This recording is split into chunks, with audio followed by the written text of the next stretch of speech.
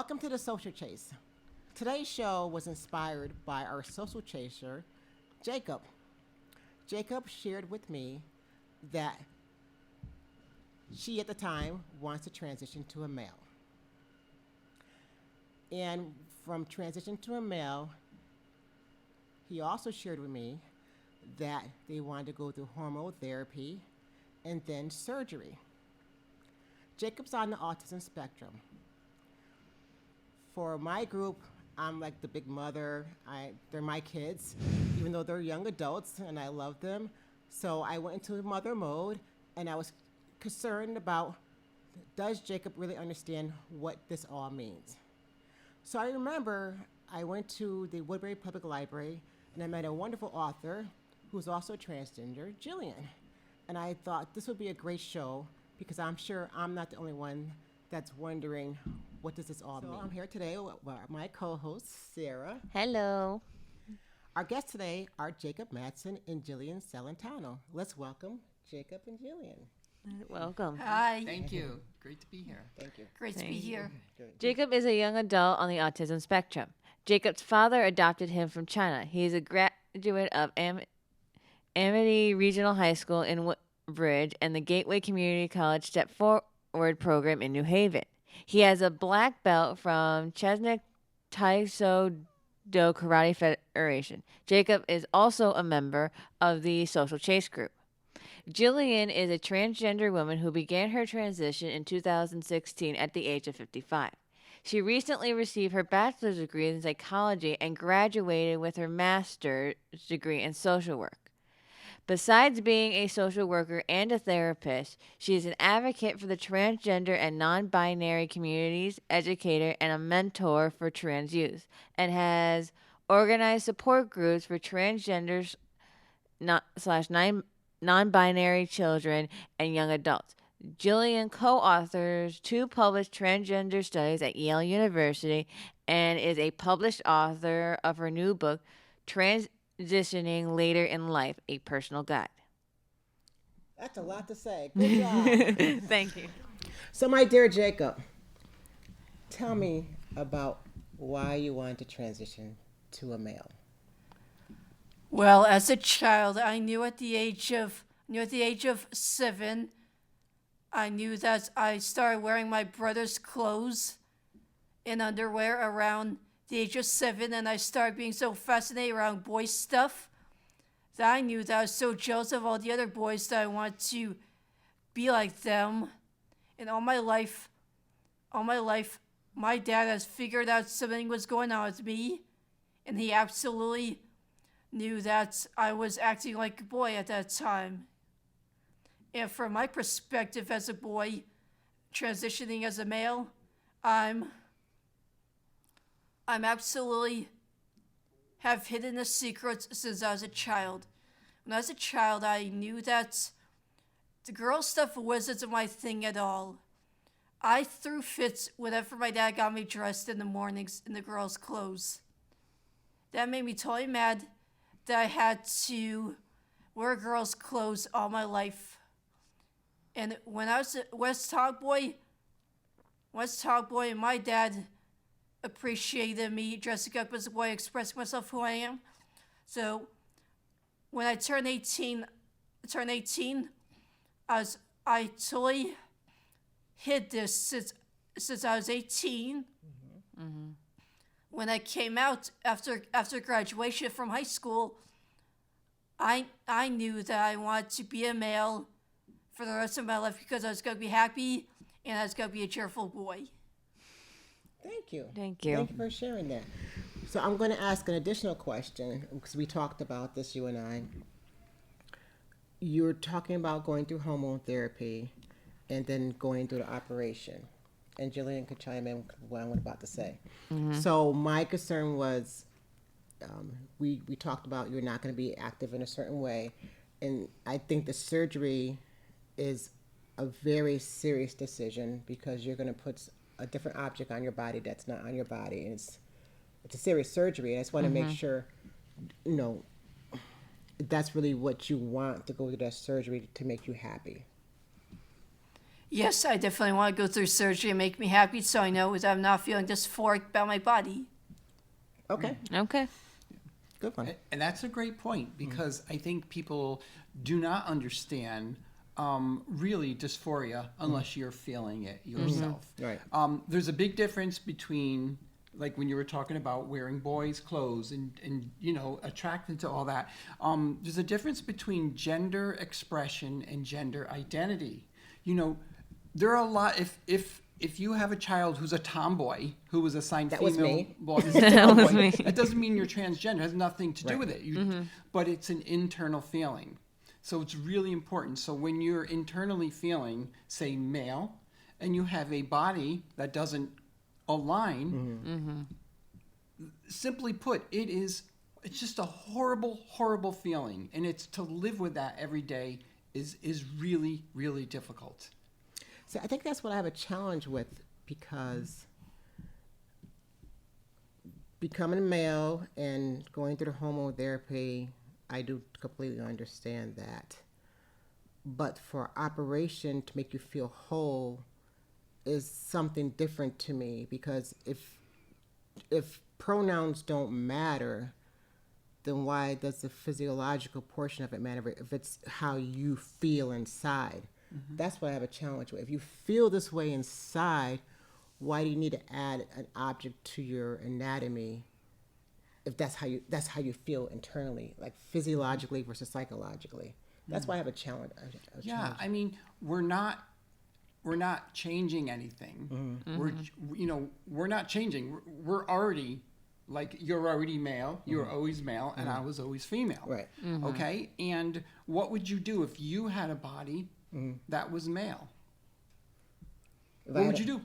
Me? I mean, I'm assuming you're a cisgender woman. You identify as a female. Yes. What would you do if you had a male Well, body, all male, like beard? Right. And would you be happy? Me personally, I would, because the way I think about certain, that's just me personally. Well, okay. I mean, I was a tomboy. I mean, again, I did not like wearing dresses. I hated wearing dresses. I was a tomboy. I wanted to play with the boys, and that was it, which is different. But for me, I'm African American.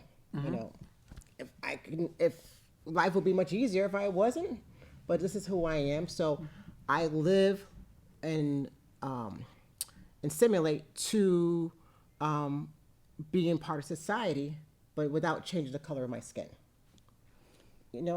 So so I'm trying to understand it. I'm trying to learn it. Correct. Yeah. So Oh, well, this is a great thing is, conversation. for me, I started gaining attraction to women when I turned 13. Right. And that's when I knew that I was trans at that time, because I knew that I was feeling so dysphoric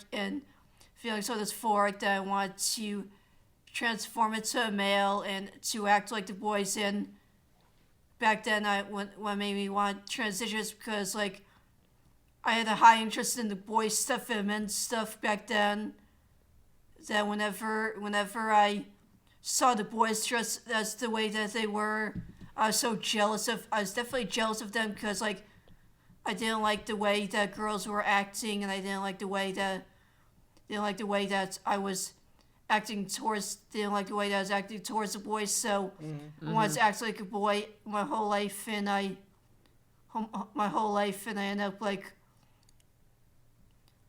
ended up not fitting in. I was so sad all the time that I just was feeling so upset that I couldn't even stand being female my whole life. You have just brought up Yeah. great points. Yep. So I call it gender noise. Those thoughts, exactly. I share the same thoughts, but in the opposite way. Right. As female, you can't hear. You can't function. You can't think of nothing about the only thing we think about is our gender. Okay. Nothing else matters. Our grades, our relationships. All you think about is what's wrong. Our gender is wrong. Our gender is wrong. And you can't fix anything until you fix that. So Okay. you can't. Okay. So it's these noises and these voices in your head. Okay. Just like thoughts. I should not voices. Thoughts in Yeah. your head Yeah. that block everything else, and it's noise, and we can't hear you, and we can't. And it's the same thing with visual. We look in the mirror, right? do you see what you saw in the mirror? Like, Yes. we can't see nothing Okay. because we are blinded because our body doesn't match. So I always tell people, this is hard. Look, we have no idea what it's like to be a cisgender person, Right. someone whose gender identity Right. and their body match. Yeah. I have no idea. Right. I have no idea what it's like. Do you have any idea what it's like to just wake up and say, "Oh, I love my body. I'm who I am." We have no idea. I have right? no idea. I mean, Right. I see a man in the mirror, then that's what I see in I the can mirror. expect you to understand what it's like to be Right. a transgender Yep. person, no more than we can understand what it's like to be a cisgender person. So we're not asking you to understand it. We just ask just to, okay, that's the way Yeah. it is. Respect it. Respect it. Right. Yeah. Because I certainly don't expect if you can't know how Right, we feel. exactly. I Yeah. can't know how you Right. feel. So I don't know if that helps a little bit. No, that's great. No, it's That's very awesome. good. So, Jillian, how old were you when you felt you and your body were completely different? Yeah. So for me, it was probably around 5 years old when I started becoming familiar or understanding what gender was. So no one influenced me. I didn't read about it. There wasn't even, back then there was no social media. There was no internet. Right. No. Right. It was just an internal feeling. I knew there was something off as I was growing up, and then I realized, well, I should be a girl. I should be playing with a girl. I should be dressing as a girl. But I was told I was a boy. So there, I felt shameful when I tried to discuss this with my parents. They said to me, "No, that's ridiculous." So it was then and there I learned to, I had to just be quiet about it, hide it, and I felt shameful. And it took me 55 years to finally, there was a lot that went on, but so this is, for me, it's as far back as I could remember. That is awesome. So let me ask a question. So Nico being attracted to females. In my day growing up, that was a lesbian. We didn't have transgender back then, to my knowledge, growing up. It was wasn't lesbian, aware, it was there. It was there, but I'm just it saying. wasn't spoken about. Right. Yeah. So what's the difference between her being a lesbian who likes women, who dress like a man, and a transgender Transgender person. person? I always say, think of transgender as an adjective that describes. So we want to say a transgender man, a transgender woman, a transgender person. Now, transgender really isn't a Well, noun. I'll say African American. I don't want to say African Yeah, American but person. with that, we always follow it up a transgender person. That's like not the end of a sentence. We don't want to end it a Okay. transgender. No, that's okay. I'll work on it.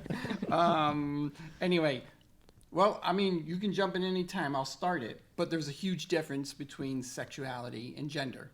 Who you are attracted to doesn't determine your gender.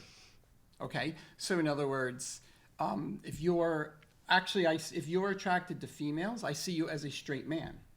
I see Jacob as a straight man because he's a male who's attracted to females. So it's totally different. Like if you are attracted to a man, that makes you straight. If you're attracted to a woman, that makes you a lesbian.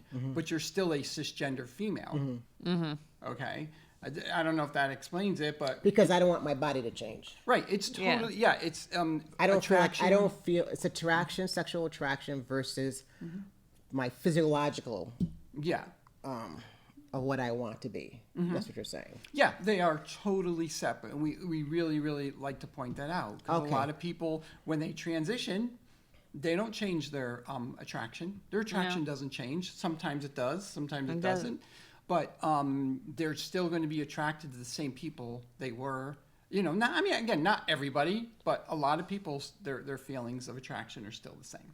Yeah, I mean, when I was 13, I always wanted to date a girl, and I've always wanted to marry a girl. But the thing is, after, I was totally hiding my true identity. Couldn't be who I was at the age of 9.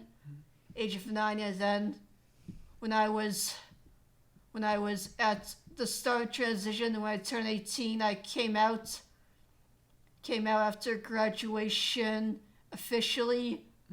But 13 years old, I was questioning if I was trans or not because I didn't even hear the word transgender for the first time since, when I was in college, I was in college, I heard about the word transgender, and I realized that's who I was. And then when I started looking for dates, I was being so attracted to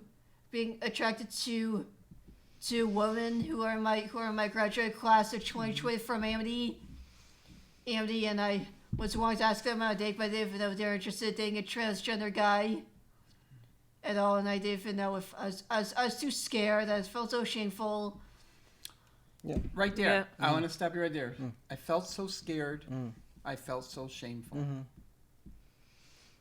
Where does that come from? Right. Doesn't come from us. Right. No. It comes from society. Yeah. Saying there's something wrong with us. And do you think there's something wrong with either one of us? No. No. No. We're cool. It's society that has the problem. It's society. Yeah. So And I'm saying, sorry, I didn't mean to interrupt. I'm It's just saying, all right. but I felt so ashamed, and we grew up feeling really bad about ourselves. Yeah, and society hasn't helped the transgender community at all. It's progressing as times are changing, as the next generation's coming into play, but there's still a lot of progress that still needs to be made. Yeah, we've come far, and we have a long way to go. Connecticut generally is a pretty good state to live Right. in, one of the better states, Right. I would say. Yes. Yeah. Because they are very pro-trans, but yeah, unfortunately, there's still a long way to go. Yeah. So, Jillian, how important are transgender people choosing pronouns? How important is that to a gendered person? This is a great question, and I'm so happy you asked it. Pronouns are probably one of the most important, and using the correct chosen pronoun is one of the most important things that anyone can do. It's better than any antidepressant. It's better than any cognitive behavioral therapy, anything you can do. Pronouns are very affirming, okay? Pronouns, it's just a feeling, like, I don't think we ever get tired of hearing a pronoun. When our We correct never pronoun, do. right? I mean, I've been, 7 years now, and every time I'm called she, it still stops me in my tracks, and I feel so good about myself. And on the reverse end, every once in a while, I'll still get called he. Devastating. It ruins my day. As a matter of fact, when we're misgendered, or even whether it's by mistake or on purpose, it takes you down. It could last for days, weeks, months. That's how important pronouns are. I cannot express enough how important and how supportive and validating it is for us, and how good it feels. And I'm sure you agree. So I'm Yes, gonna add to that because I'm on the other side. What do you call me? Would you call me a cisgender? Cisgender woman. Cisgender woman. Okay, CIS. I'm not used to being called that. Okay. So you gave me a little CIS. I get a little acronym. I can't give you an acronym. What's that? Well, trans. I don't feel good calling me cisgender. Cisgender woman, transgender woman. So, to the pronoun, I think, well, this is one of the things, and I'm going to be very candid here, is when the transgender community wants us to accept them for who they are, I don't always see them accepting us for who we are, because it's a change for us. And if we're not intentionally calling you a he, then we would hope that you wouldn't take it personal, because it's not intentional. So my life has always been, I want to know what the intent of the person is, and that's how I'll react to it. So when I'm calling Jacob Nico, and she's like, she knows, see, it's not intentional. I'm trying to change. And I think that sometimes there's a sensitivity, and not think about, we're changing too while you're changing. And I'm just hoping that the community understands that from my cisgender community, that we are trying to understand and change. But you have to understand that from our perspective too. Correct. So that's one of the things I have a challenge with. Okay. Can I address Sure. that in a second? And then Sure. please jump in. Sure. Cut me off anytime. I always say, yes, not only are we transitioning, but the people around us also have to transition with our new chosen name and chosen pronouns. Get it. And it takes some time getting used to. But, and I try to, in therapy, I try to tell all my trans kiddos, we got to be a little bit patient. However, it doesn't hurt any less. It still hurts. But I understand you're not doing maliciously. But I always say, if you think it's difficult for you, can you imagine how difficult it is for us? Going through a transition? Yeah. So you're just dealing with pronouns and names. We're dealing with physical, mental, But your 10,000 choice, though. things. It's So- not a choice. But I'm saying you're making the choice to go through the transition. No, we're not. We are making a correction. It's not a choice. We are correcting what's wrong. It's like a birth defect. Think of it that way. Our bodies are wrong. We are not choosing to correct this body. We are making a correction. We're not choosing. It's a birth defect. Kind of right? Yes, like being born with a birth defect, like you're totally dysphoric about how your mental and physical changes are in your body, and you just need to, I guess, so euphoric about how you come out, how you are living as yourself, and you just need to know that you need to slow down. You need to take it easy, being like, is this who I really am, and not just fall right into it, because I'm trying not to rush into surgery, be like, is this who I am? Which, that's questioning when I was in high school, and then I was like, questioning when I was in high school after I came out secretly.